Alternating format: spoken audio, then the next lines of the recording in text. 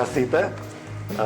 Ви благодарам за вашето присуство од името на денешната хероина, гостинка домајчинка во Прилеп, поетеса, активистка, модна, кој избор после модна го употребуваш најчесто? Бев блогерка 12 години, сега инсайдер. Втората книга на Александра, која што во моето читање е продолжение на незината прва поетска збирка, се состои од 4 циклуса и 2 песни кои што навидум не се сместуваат во циклусите, а јас ги прочитав како влезна песна, во која што Александра веќе ја навува реториката на целата стихозбирка и излезна песна, која што како крајна песна исто е поврзана со последната песна од претходната збирка. Тоа што најмногу и веднаш го забележа во втората поетска збирка на Александра, како продолжение на првата, дека во неја настапува целосно отворање не само на темите, туку и на незиното поетско пишување.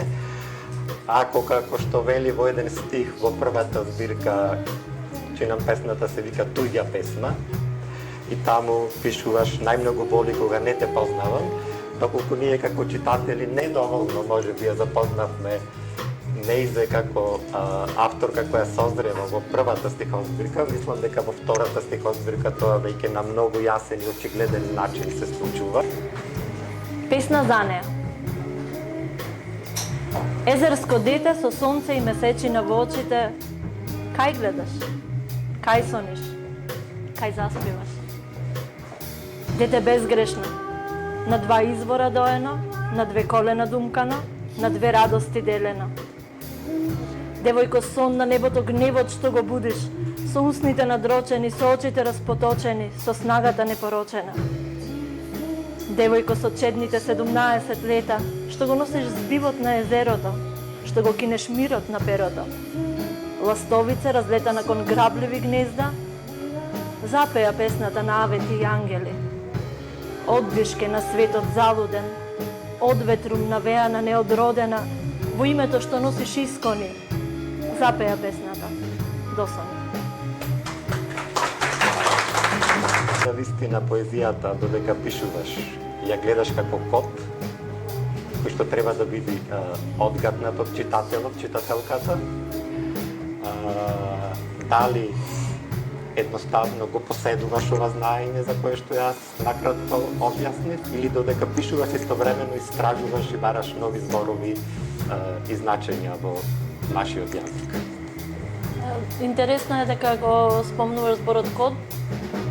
Секој од песните е истражување вон и во себе. Многу често напишаната песна и самата не знам баш точно што значи во моментот на пишување, ама подоцна се ги покажува сите своји слоеви, значења, интерпретации. Јазикот од секогаш ме фасцинирал, од секогаш ми бил многу интересен и жив, и токму затоа и сакам да ги одржувам во живот зборовите кои можеби не се користат толку многу во секојдневието.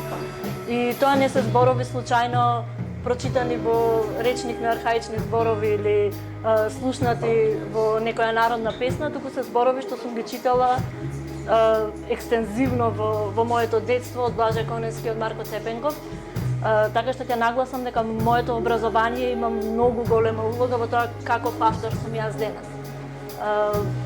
Таа фасцинација со јазикот ми помага да се истражувам себе си подобро, да го истражувам јазикот како таков подобро, меѓутоа и да му наоѓам нови форми со кои ќе им го доближувам на луѓето кои ќе посегнат по една од моите книги. Книгата е достапна за да биде подпишана треба да биде купена, за купување и подпишување. Најубаво е да се купат двете од кои градат циклус. Фала ти уште еднаш. Поддржувајте ги младите уметници.